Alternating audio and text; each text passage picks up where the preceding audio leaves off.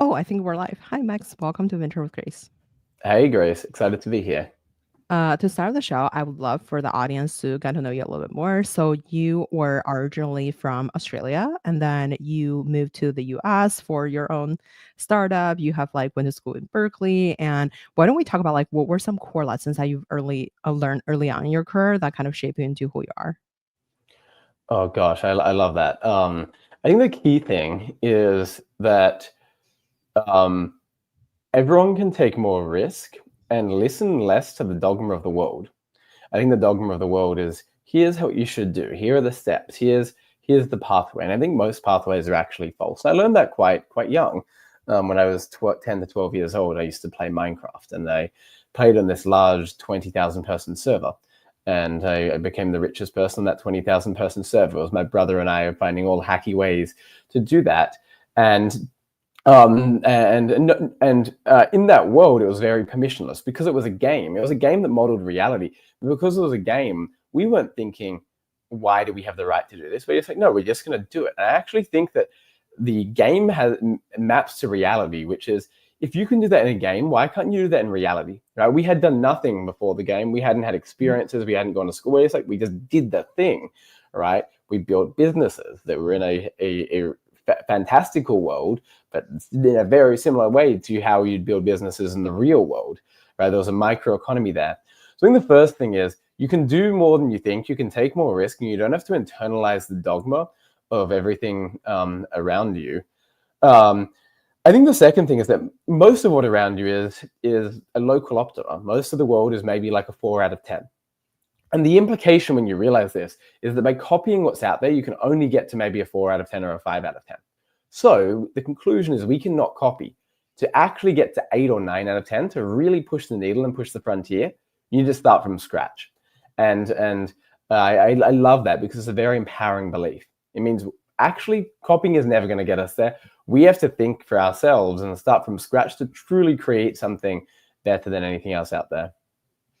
For sure. I wonder, so like since like I think from your career, you obviously seems like very entrepreneurial. You co-founded like venture funds or a club for like younger people to like improve, I guess like the collective productivity or like just like learning from like other young people. So why don't we talk about like for those different ventures that you have started, what are some like biggest lessons that you've learned through your, I guess, like entrepreneurial journey to kind of like you kind of implement it into Superpower? Sales and learning how to So, sell is probably the most important, mhm, because when you're starting anything, there are so many people you have to sell to. You have to create the narrative of what you're working on. You need to inspire people. You need to communicate the mission and the vision. You need to get people excited. You need to sell to partners. You need to sell to VCs. You need to sell to founders if you are a VC. Um, mhm. and every single one of those experiences put me in a position where I was learning. I had to do those things. I had to learn to sell. And I never really thought of it as sell. I thought of it maybe as storytelling or inspiring or motivating. But I think at the core, they're synonyms for the word sell. If I look at next chapter, which is the global founders community, another big part of that was learning to identify brilliant people very early. We were on a mission to bring together the most talented people around the world into one place and do that from when they were 18 years old, right? And that meant identifying talent really early. And that's important because now a big part of my job is hiring people, finding the most talented people and identifying them really early before they're proven. And then if I look at Ultraviolet, the venture, the first venture fund I started, what it basically meant is from age 17, I was constantly assessing businesses, constantly meeting founders, constantly hearing about how they think about distribution, how they think about product, uh, constantly seeing the business models and the strategic bets they were making, constantly selling to those founders to give me allocation into the round. Mhm. And that hones your pattern matching, it hones your analytical ability, it hones your understanding of markets and narrative and storytelling, particularly to do that from a reasonably young age. I wonder, so like I think beyond sales, I think you're such a great marketer from like the branding of the website, of your own website, and then also like how you kind of like um I guess like shape your like shape like your company as a brand, why don't we talk about like maybe we could first start it as like, what is the core of like Superpower? Obviously, you guys are trying to uh basically share what makes like an ultra high net worth people productive or like predictive of like their health factors, like basically making that technology and just like the process to accessible to like a normal human. Why don't we talk about like at the beginning, how did you kind of like um created the first version of the product to like what it kind of look like now? How did you kind of like since you talk about sales and then like I thought like the marketing was also super great. Like how do you kind of like come up with the marketing strategy behind how you are gonna distribute on your own product and then coming up with the message and everything? The first version of the product and the first version of the marketing started with a set of beliefs. I think most great things stem from a belief system at the Mhm. foundation. The belief system for us was a couple-fold. The first belief is that there was a huge gap between the best of healthcare and what Mhm. most people have access to. And I believe that for as long as that gap exists, someone or some company has to come along and fundamentally close it. The second belief is that the only way to close that gap is to use technology. It's going to be impossible for humans to all of a sudden close the gap. It's going to be impossible to train doctors. Mhm. Instead, we need to use technology and AI to close that gap. It's going to be AI that can deliver high quality care to everyone, not humans. The third belief is that healthcare should be preventative, but also performance enhancing. Healthcare should enhance human capability. And then if you look at and then probably the final belief is the way healthcare was done today, from both a product perspective and a branding perspective, was completely wrong. It was a local optima. It was 3 or 4 out of 10, right? There was so much, it could be so much better. And if you look at the combination of these beliefs, that is our product and it is our marketing. We stand for something aspirational, and we stand for human performance and prevention, and as a consumer brand. And you see that in the name Superpower. You see that in the visual identity using orange where every other company uses blue. You see that in the website and the distinctness there. You see that in the language we choose. It comes through in the product. The product, the fundamental starting point was how do we democratize high-end concierge medicine? You see that in the way that we've continued to bring the price point down. We started at $10,000. Today we're $499 a year. We want to continue going cheaper. You see that in you see that in the bets we make, the people we hire. We have hired technologists a lot of the time rather than doctors. And some people will critique that. They'll be like, what do technologists know about healthcare? But the thing is, healthcare today is not being delivered right. We already, it's like established that healthcare is not working. And it's also established that we've tried to solve that by just like hiring doctors and throwing them at the problem, and it hasn't worked. And if we go back to that fundamental belief, it is that technology is required to democratize high quality care. And as a result, it changes how we hire. So if I look at our product and our marketing, it fundamentally starts with these beliefs that we have that others might not have, that allows us to make decisions that are unique and distinctive and opinionated. And that's the starting point. I wonder, since like I feel like a lot of people tried to like do these kind of like testing projects, but I guess like not many people have successfully continuously selling, I guess like the second act of the product or like product two. For like basically health measurement, there were like companies in the past were maybe easy to sell to the customer once, but like later on after people got some sort of certain results, like they didn't find it very sticky, like it's really hard for people to continuously purchase the product. So after, let's say, they got like the first test, what are some ways that you kind of expand into like multiple different products down the line? And then obviously right now you guys can test like, a lot of different I guess, like, subsector that you kind of measure, but what is, like, I guess, like, how do you think about having a longevity of, like, a product line? We we don't think about that. We think about how do we solve problems for our members? How do we solve problems Mhm. for our members? Because the second we solve problems for our members, the second we deliver health outcomes, they stay with us. After someone has done their first blood test, their response is, "This is there's so much stuff wrong. Help me, right? Fix this stuff for me." That's their response. So our job then is to help someone.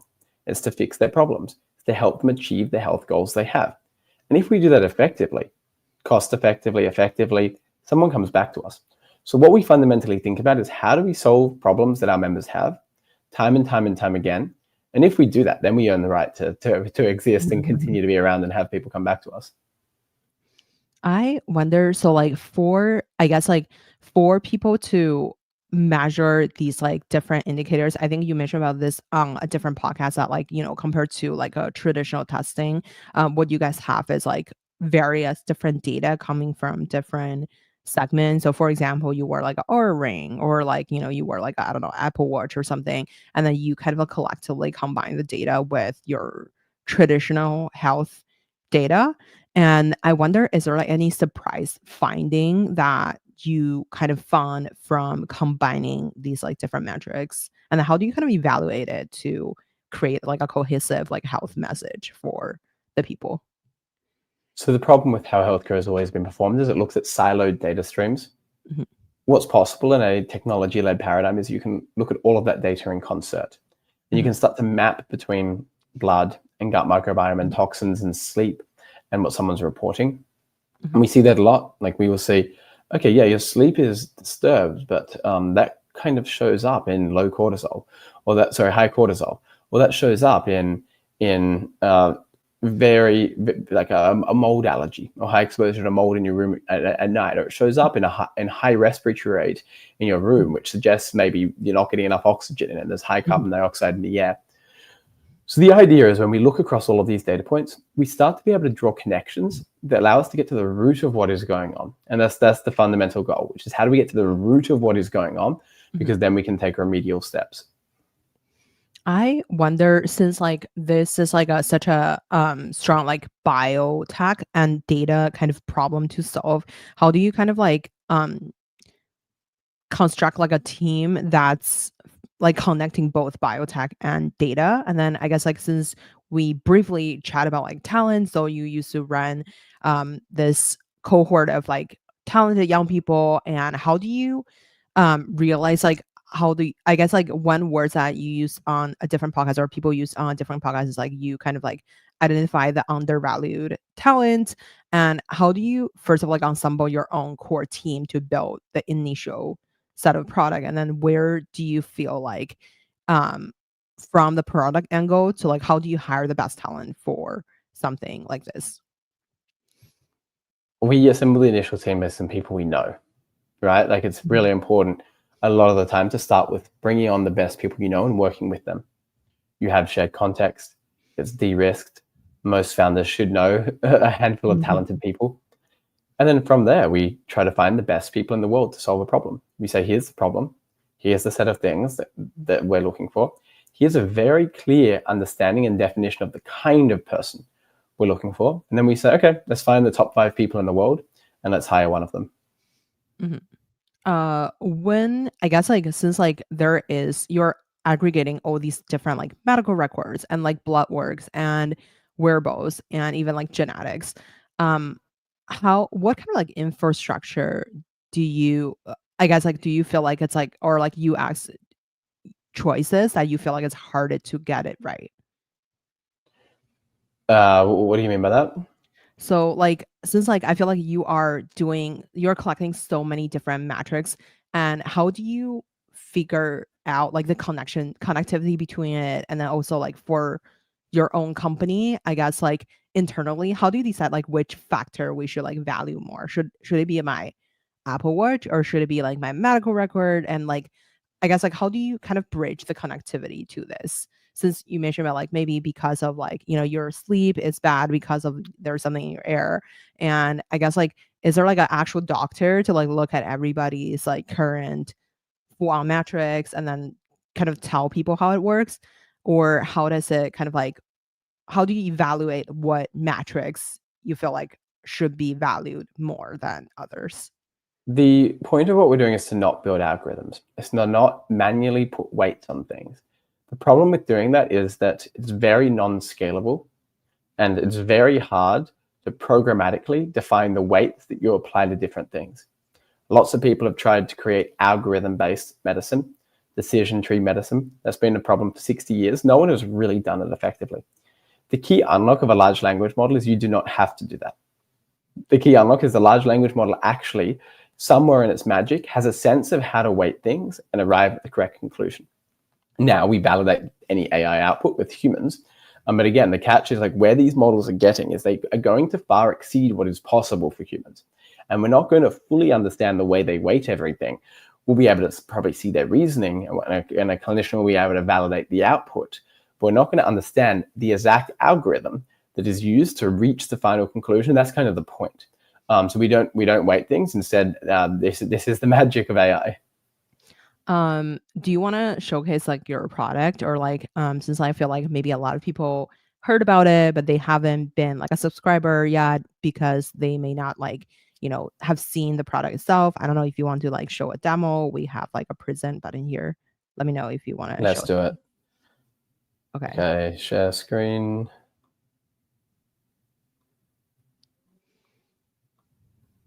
Cool. Can you see my screen? Yeah. Oh no. So there are a few parts of what we do today. The idea is, how do we create the best health membership in the world, right? And there are a few parts to our health membership today. One is we start the year with 100+ blood biomarker test. So we'll send a nurse to someone's home and they'll collect over 100+ blood biomarkers, and you can add on any of this additional testing as well. Gut microbiome analysis, environmental toxin analysis, grey or cancer screening, and we'll pull all of that data in to a page that looks a little bit like this. And we'll visualize someone's results over time and show them how they track and trend. And we'll also pull in someone's past medical records, and then we'll finally integrate wearables. And it's important to have all of these different data points, because in a world where the AI delivers care, this defines full context in the person. Google doesn't have full context. Apple doesn't have full context. ChatGPT doesn't have full context. Our goal is to have that context in someone. The second part of what we do is, now that we have this data, how do we connect the dots to get to the root of what is going on? The unfortunate reality is most people have a 10-minute doctor consult a couple of times a year with a doctor. That's it, 10 minutes. The doctor cannot look across thousands of data points to get to the root of what is going on. The AI we've built says, here's thousands of data points. Let's actually connect the dots across them to see exactly what this person should do. And a lot of people get this report and their response is, whoa, this is game changing. No one has told me this. This might even fix a problem I have. And then the final part is, rather than just saying to someone, good luck, go and fix the problem. That's what the doctor's office does. We will instead say, let's fix it with you. Let's help you. Let's show you the exact next step. So follow-up testing can be done in one place. At any given point in time, if you need to, we'll show you, here's the exact next step. You should never think about the exact next step. For example, I've got a blood test booked later this week, and then I've got the option to book in for an advisory call as well. And then the final piece is, let's make it really easy to keep taking action.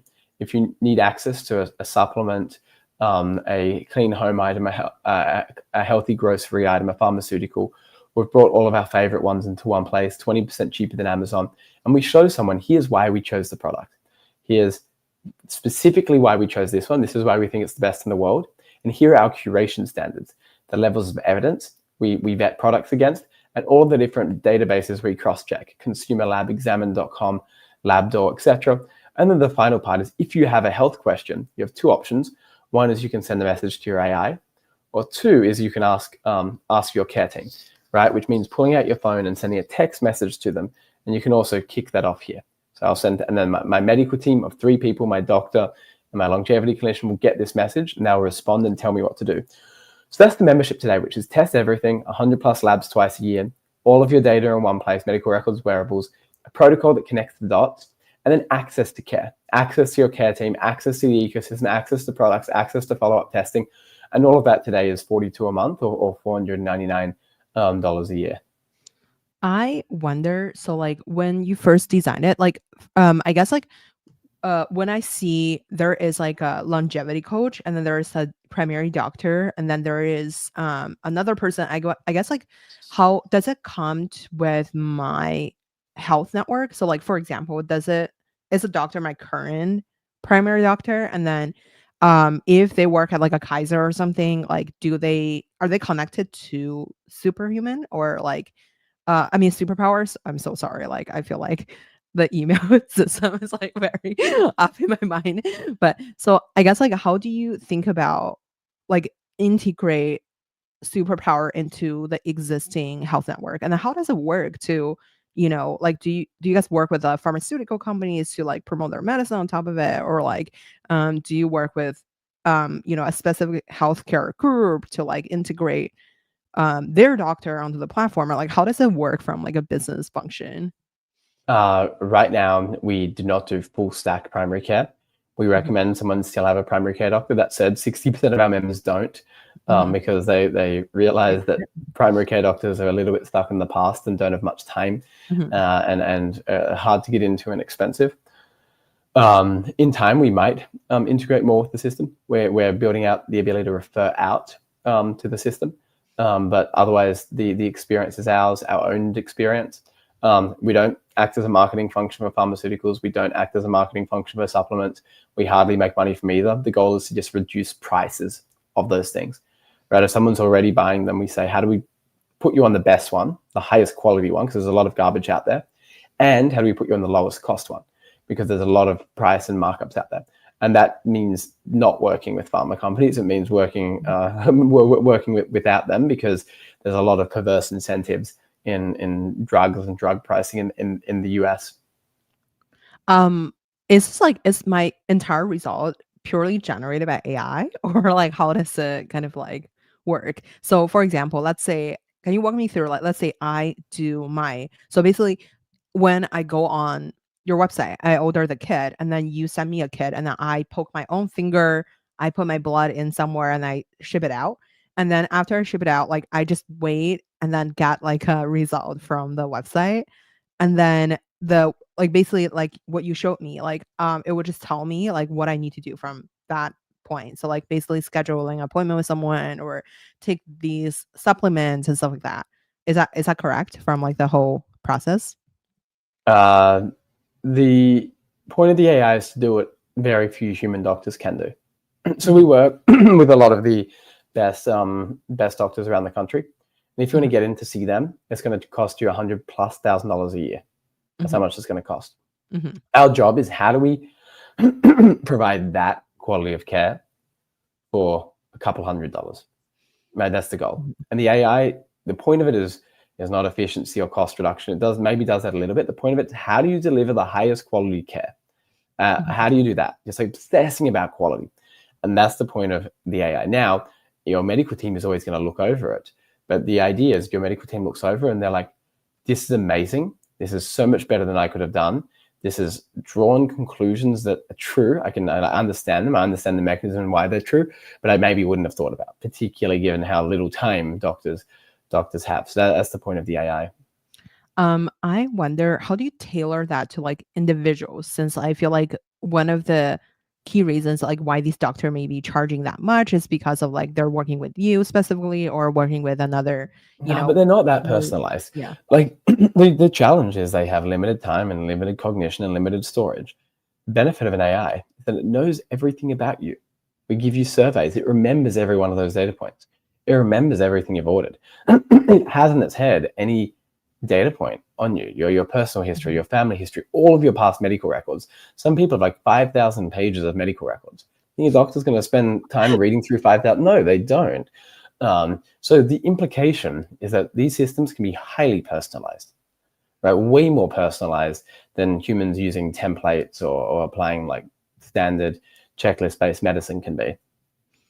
I wonder, so what goes into these different algorithms? So since you mentioned there's like some people have like 5,000 pages of medical record, I'm sure like not the whole 5,000 pages are kind of like Everything goes relevant. in.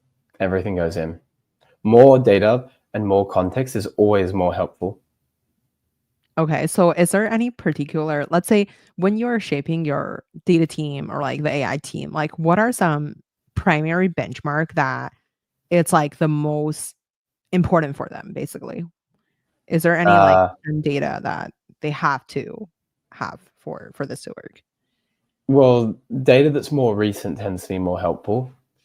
Mhm, Um, Data on what is happening for you, your current medications, your current symptoms is helpful. Blood biomarker data is very helpful, particularly because we're measuring 100 plus blood tests, and most people have never done a blood test that comprehensive. And that allows us to discover all sorts of things that someone might not have seen before. I discovered I had pre-diabetes 2 years ago, and I've since reversed that. I discovered I almost had mercury toxicity 2 years ago, and I've since reversed that. So the blood test data, I think, is particularly helpful.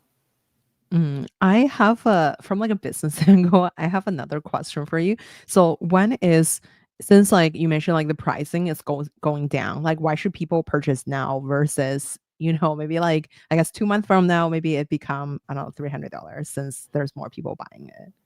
So Well, that's kind of like people want to be early adopters, right? Tesla in 5 years is going to be less than Tesla today. Mhm. Tesla next year is going to be less than Tesla today, but people can wait around if they want. That's fine. There'll always be the people who choose not to buy the Tesla today because they want to wait a few years, and then there are people like, well, this is $499 today. This should be like 5x the price. I want access to testing and healthcare, so I'm going to buy it today. So personal choice. And I think everyone should and can make their own choice. I wonder when you're testing the different like 100 biomarkers, like why is a regular hospital not doing it? Is there like yeah, I think also like is it the same amount of blood that you need for these like 100 versus like do you need lesser like or more blood for Yeah, this like, test? hospitals aren't doing it because insurance isn't paying for it. Insurance isn't paying for it because they don't care about prevention. Insurance doesn't make money if you prevent disease. They make money if you get disease. Insurance also takes a very short-term time horizon because you typically are with your insurer for only a few years.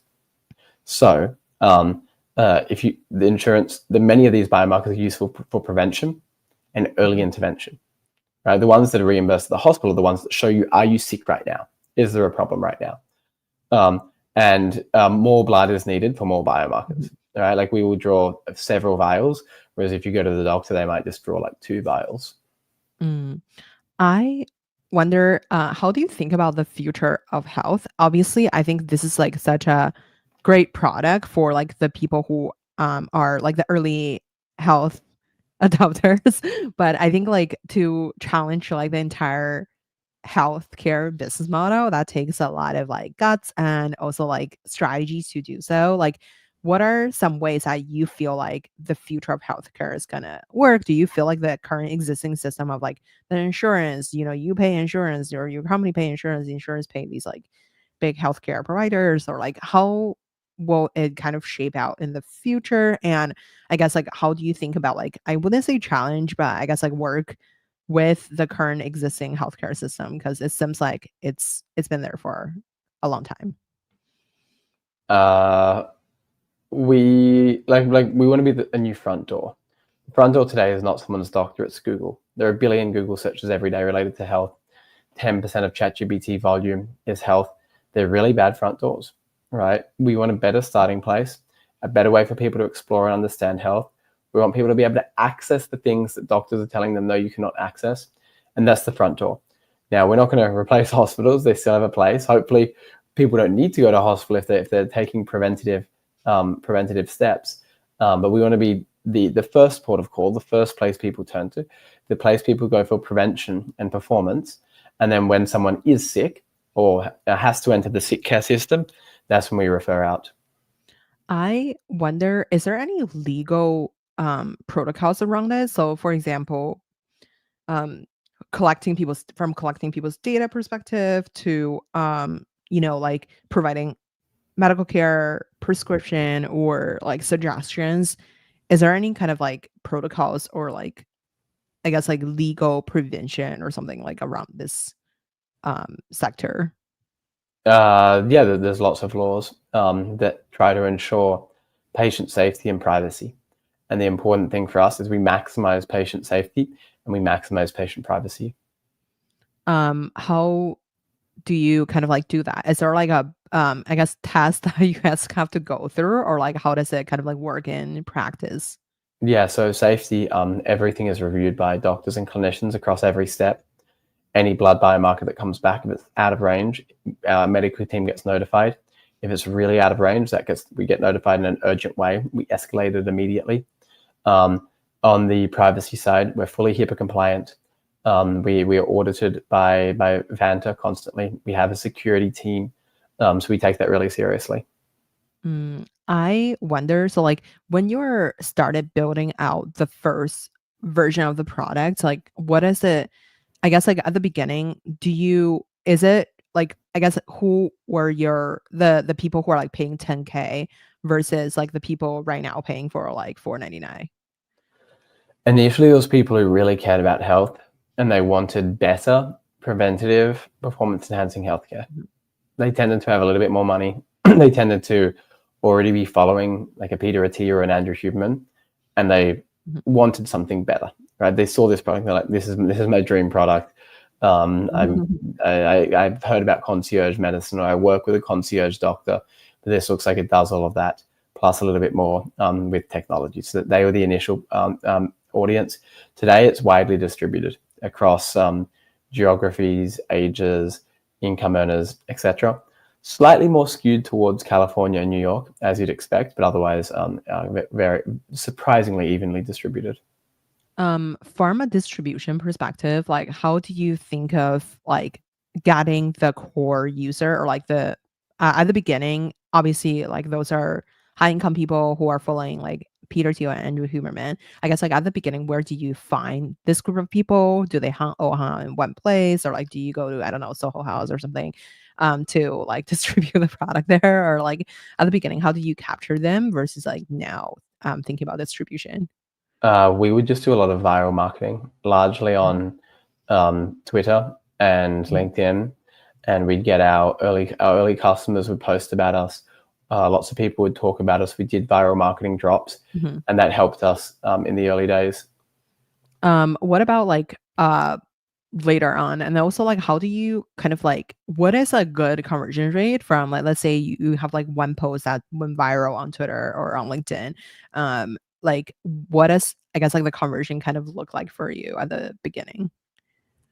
Um, Conversion from what? Like a post, how do you kind of track if let's say we went viral and then like what is like a good conversion rate? Is that like, I don't know, like We don't really track it. Like Mhm. right now, like in the early days, the point is just do a lot of different things and make sure that the numbers are going up. We implicitly have an understanding of it because we'll see, oh, I made a post and now we have 3,000 more people on the wait list. But we are not trying to perform attribution on a personal post Mhm. or a post of someone in our network and waitlist or customer growth. We are starting to now because we're getting into the world of like paid marketing now, but that's a Mhm. novel and new phenomenon for us. When I guess for the doctors who are on your platform, like, do you integrate them as, like, a full-time employees, or, like, are you working with a network of doctors to kind of, like, go through the product and then the result with them? How do you think about, like, from, like, the supplier perspective, like, beyond the AI team, there's, like, I guess, like, the doctor or, like, the human side of it? We have a network of clinicians we work with, and the goal is to make sure we're working with the best clinicians Mhm, and that we have enough of them such that we can like keep our members happy, right? That things are turning around quickly. There was a time mhm, when we were getting a mhm. little bit overwhelmed and we weren't turning around things as quickly, and customer love started suffering. But now we build that out internally. We have a network of clinicians, part time, full time, etc. When you're selecting these clinicians, like you mentioned, like so for example, they're in the past, maybe you pay like 100K per year with them. But like if they are working with a platform like this, maybe they're taking less of like the one-on-one clients, like from the financial incentive perspective, like I guess like um how do you kind of like justify for them to, I guess like, or maybe maybe that leads to like more clients and then like they make more money on the platform. How do you think of like the financial incentivize for the doctors? Uh, there's no incentive beyond like this is we're just paying you, right? Like it's like, well, this is you're going to work with us, you're going to work with another company. With us, hopefully, you can do more meaningful work. You can work on preventative care. You can work on high quality care. You can be supported by tools that allow you to focus on the thing that really matters, or you can work another job where you might be doing stuff that is a little bit less meaningful and important. So that's some of the stuff. I wonder, so like for like building out the next um products or like the further on product, what would you say would be like one of the challenges that you find um you're like constantly thinking of? Um, we as in when we're building out like act 2 of the company. Yes. So now let's say I bought the like, 4098 product. Right now I already tested. And then obviously I have like a module of things I have to go through. And then say I went through the 10 different things I need to do. What is like the way to like continuous like launching new stuff, or like what are something that it's currently on your mind to like progress with the company? We have to make the $199 membership, sorry, the $499 membership, more and more valuable over time. It's similar to how with Amazon Prime, it does so much more now than it used to do. The goal is, how does our membership do more and more and more over time, such that people really want it and they want to stick around, they want to use us, and they're coming to us first before Google or their primary care doctor, and we're solving a lot of problems for them. That is fundamentally where we're getting to, and that's what we think about, which is what are the things we can add to this membership to make it very valuable. And typically there's like a set of 100 things we can do, and it's easy. The idea that I like to saying, ideas are cheap. The hard part is prioritizing and working out the important ideas to focus on. So that's what we think about internally. What are the important ideas to focus on? Do we want to build better data upload to visualize all of someone's past labs? Do we want to include genomics? Do we want to add an additional test kit? Do we want to provide primary care? Do we want to make referrals? Do we want to work with simple retail prescriptions at CVS and Walgreens? These are all things that we can do. In the limit, we will do all of them. And today there's the question of which one makes the most sense.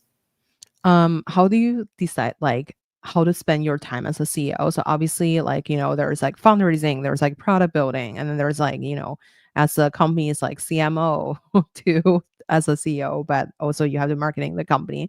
Um, I guess like Yes, how do you my role is president, not CEO, Mhm, and my time is split between um, hiring, trying to find the best people in the world, mhm, fundraising, mhm, telling a narrative, telling a story, making sure we have money, mhm, partnerships, key strategic partnerships that mhm, create material unlocks, just unblocking and culture and like all of the management stuff internally. And then finally, strategy. I think that in healthcare, in some industries, strategy is literally just like bottoms up product thinking. In healthcare, strategy is particularly important because there's a lot of existing pools of spend. There are many degrees of freedom and directions we can take the company in. And thinking deeply about that and making the right decisions is a big input into why we will or won't succeed. So strategy is the final thing. Speaking of strategy, what do you think is like one strategy that your team implemented early on that kind of like really shaped the trajectory of the company? Uh, right from the start, we had this belief that everything. I guess one of them is finding the right kind of like wedge or entry point. There are a lot of people who want to create a new healthcare system. The hard part is working out the right edge or entry point, right? And for us, that was diagnostic testing, the 100+ lab tests. I think that was the right decision because it's a prevalent test. So many people get lab testing. Mhm. It provides useful data right away. A lot of people get the test and are like, whoa, I hadn't realized this was a thing. It's in cultural zeitgeist, and it results in follow-up actions. When someone gets the test, they're like, help me fix this problem. So that was a strategic bet early on, starting with a blood testing wedge and starting almost just with that, right? Being lowly ambitious there, not trying to do everything, not trying to build a whole healthcare system right out of the gate. Instead saying, this is the starting point, and let's do this well to earn us the right to do the next thing. Mm, I wonder, since like I think you guys have a lot of really cool like investors from like, foreigner to like these like celebrities like Vanessa Hudgens or like Logan Paul and Steve Aoki. Like, how do you think about fundraising? And I guess like at the beginning, how did you guys like got in touch with these like celebrities, power users at the beginning? Yeah, Have always had investors reach out, or we've been intro to investors, and we tell our story. We share the vision, we share our thinking, we share the product, we tell our story. And some investors resonate, some get really excited, and some don't give a shit. And that's the nature of building anything in the early days. And same with the celebrities. We will tend to get put in touch with them, and some of them are like, whoa, this is the product I wish existed. I love this is amazing. And some will be like, oh, you know what, like, this isn't really my thing, this isn't my jam. So a big part of it is finding very aligned people, and when someone's not aligned and is negative and critical, not actually taking that to heart, right? Yes, maybe there are some learnings in there, but often there's just not a fit, right? If you resonate with everyone, you probably resonate with no one. So I think it's important for us to find our tribe. I wonder, so when you first came to America as a immigrant, like how do you kind of build up the network here? um, I'll tell you what I should have done rather than what I did. What I should have done is find tribes where I have some sort of shared identity that can result in an alliance. That could look like messaging 200 Australians. It could look like creating really interesting content online. It could look like messaging Italians. It would be like, how do I find some sort of point of shared identity and use that to meet people? And I didn't do that. I think what I did instead is, look, I went to a bunch of events. I focused on having like interesting things to say, and I slowly met a tribe of people. But I think I would have done it differently if I did it again. I guess like for next chapter, so at the beginning, how do you kind of like find this group? Like, did you DM people on social media, or like I guess like after they join, what is there like a programming to it, or like is this more towards like, you can just like be in like a Slack group and then you kind of like help like find, I guess like people could interact with each other. I guess like how at the beginning, how do you kind of like meet other cool peoples globally? So the vision when I was, I think, 20 years old at the time, and I was really frustrated that it was hard to meet like-minded people. Or the people I was around, I feel like didn't share um, the like vision or ambition or like curiosity that I did. So I'm like, okay, let me just create a community that brings together all of those people. And we started marketing it. We had a newsletter. We would do like viral marketing drops. We'd do lead magnets. We would meet a lot of people. We'd post on LinkedIn and post on the internet. And slowly, folks started joining. Like, people resonated with the message of like, find other people. Like, we're bringing all the most talented, ambitious young people into one place. So it started resonating. Friends would invite friends. There was this culture of this is actually my tribe. These are people I feel like I get on with. And it cascaded from there. When that like did that kind of like help you to start your venture fund later on, or like in the investing community? Yeah, a little bit. Many of the folks who I were investing alongside, I like met and became closer with through Next Chapter, and then many of the companies that I invested into were founded by people within Next Chapter. How, I guess like what is a cadence? So after like let's say uh I'm sure like a lot of people after listening to this may be interested in joining your program, and like how would it, I guess like how does it shape out? Like so is that, let's say I join a group that's like just pure virtually, or do you guys meet like every, year in somewhere, or like how does it kind of work? Or like do I get grouped into with like other, let's say healthcare professional, or like, my related sector like fintech or something? I guess like how do you kind of like maintain the engagement of the community? The idea is, how do we expose you to the people who you want to meet? It's the Mhm, fundamental belief is the reason you should join is to meet like-minded others and to meet mhm, the most talented people around the world. And then the goal is, how do we facilitate that? And there are a few different things we'll do. One is event. Two is one-on-one introductions. Every month, the concierge will reach out on WhatsApp and be like, here's someone I think you should meet who's highly targeted. Three is mentors. We have absolutely amazing mentors. Four is like small groups or juntos. When someone joins, pair them with four others who often become some of their closest friends and co-founders and mhm. tribe. And there are a bunch of other products as well that really support this overall goal of, how do you allow people to meet someone who could end up being the most important person in their life, right? If every single person can meet one person every year who completely changes their life, I see that as us having done a good job. So most of the things act to support this idea of how do you meet more amazing people. Is it paired with, let's say if I'm like paired up with someone, is it completely menu or is it, you mentioned like a concierge or sometimes maybe, I don't know, like some people use AI. How do you guys like kind of like pair people up with another person? And then how many people is in the group to actually have this kind of effect as, you may not have like someone for everyone, right? Yeah. We today do everything manually. We probably Mhm. should use AI. We just have to build that out, and we haven't built it out yet. I think the AI will be, if we give it enough context, quite effective at this. Today, there's still nuance that is captured in the brains of the people who do the matching because they understand the people. But I think that that's just a context problem, and with AI, Mhm. with enough context, AI solves that problem. And there are several hundred people, like hundreds of people around the world involved, and we tend to find that we don't tend to have problems with like working out who should be matched with who. We're quite strict on the filtering, like thousands of people who apply, not many people are actually allowed in. So when someone's allowed in, it's because we think that they're a cultural fit. So there's going to be lots of people who we think they get on with. If you are starting Twitter from scratch for your own company, let's say I'm not going to use Superpower as an example, as it's already very popular, but let's say you're starting a fintech company. So like, how would you kind of like go to market on like a Twitter or on LinkedIn? Yeah, three things. One is I'd find owned content styles that you think are inherently viral. That might be threads, it might be something else, it might be memes. So I'd find owned content styles which are really viral, and it's probably going to look like threads and memes.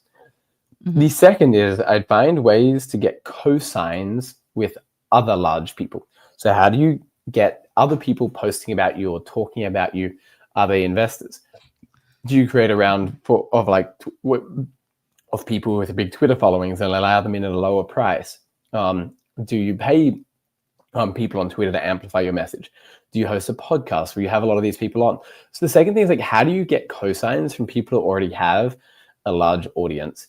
So Mhm. probably actually the two main ones. So create content, both useful content and funny content, and then get cosigns. So partner with people who already have large Twitter audiences, and get them to amplify your message.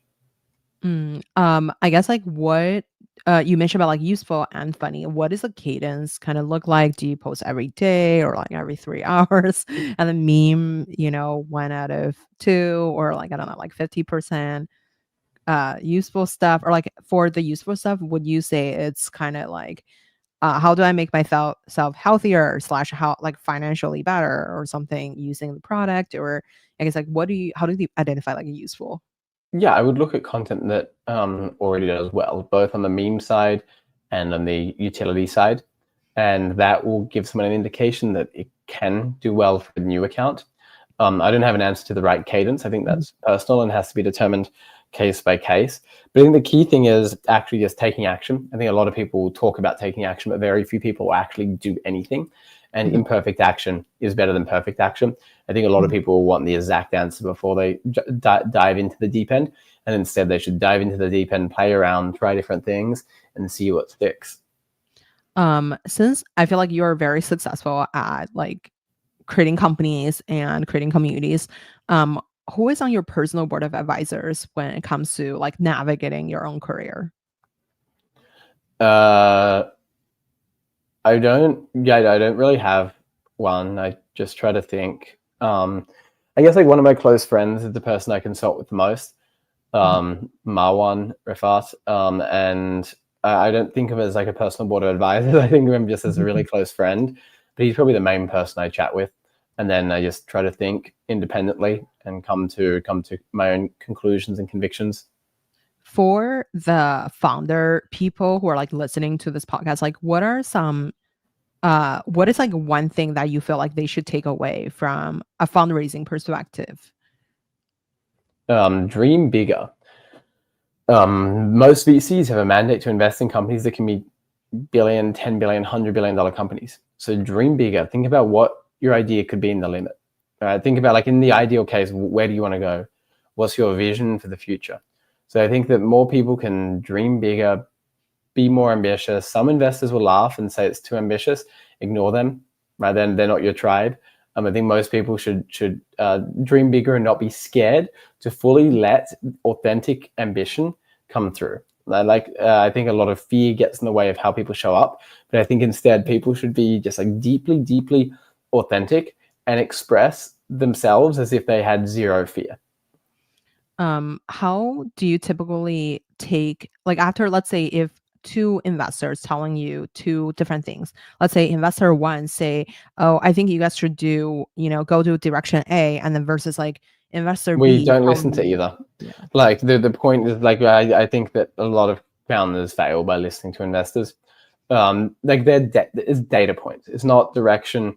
It's literally data points, and often the data points are more harmful than helpful. So I suggest that most people should just ignore what investors say.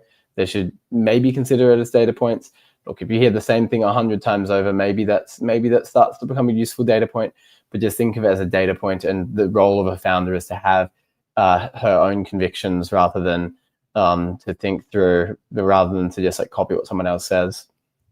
What do you think about, like, let's say if a founder trying to pitch an investor who invests in like an adjacent company that's like in the space, for example, for you it may be like healthcare investor, or let's say, like, how do you identify if an investor is actually qualified investor to invest in you, and they didn't invest in like any competitive project, or maybe they're talking to 5 different company that's doing very similar things to Superpower, but like how do you kind of like like, first of all, like, come up with like a list of investors that are actually right for you, and then what's the cadence to go for, like, to actually create momentum in terms of fundraising, since like nowadays like nobody have any, you know um I guess, like, motivation to go like very, very fast.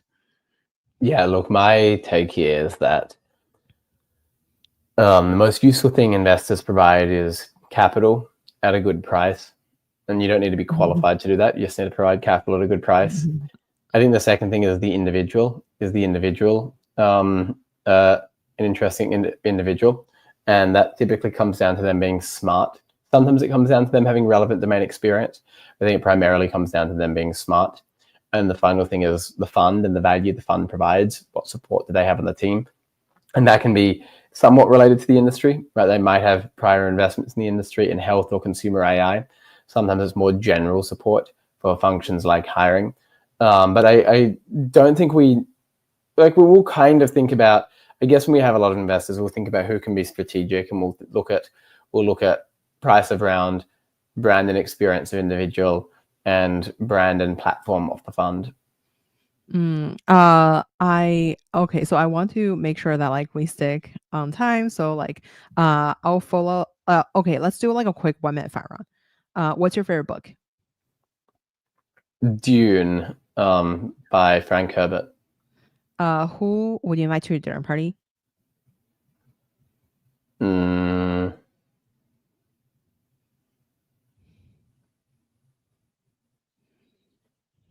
No one immediately comes to mind. I find Sam Altman and Josh Kushner interesting characters, so they're up there. Yeah, let's say them for now. Who made the biggest impact in your career? Probably my parents. Trivial answer, but like I don't know. I think that in many ways they. I'll say my friend Marwan, actually. We constantly go back and forth. We constantly jam on ideas. We constantly support each other. We constantly push each other. So I'll say my friend Marwan. Where can we find you outside of work? I love food, so you can find me at a good restaurant. Oh my god, I love skiing, but I probably don't get there enough. love that. Well, what's your favorite restaurant in SF? Probably, I like Cotonia a lot. That's the one I probably try to go to the most. I think the best food I've had in SF is probably Acquarello, the Italian restaurant. So they're two that are up there for me. Love. The last question. What's one piece of house advice that you want to give to people? Just choose to be healthy. I think there's nowadays like micro optimization of everything. And I think often a positive mental attitude goes further than all of those micro optimizations. So just choose to be healthy. Yes, we can get the foundations right, but I think that a lot of it actually starts in our head, in our brain. And that is something we can control and we can choose to modify. For sure. Well, Max, thank you so much for coming on the show today. It was such a master class for startup, building, and longevity. Thanks, Grace. Really fun to be here. Let me quickly end stream.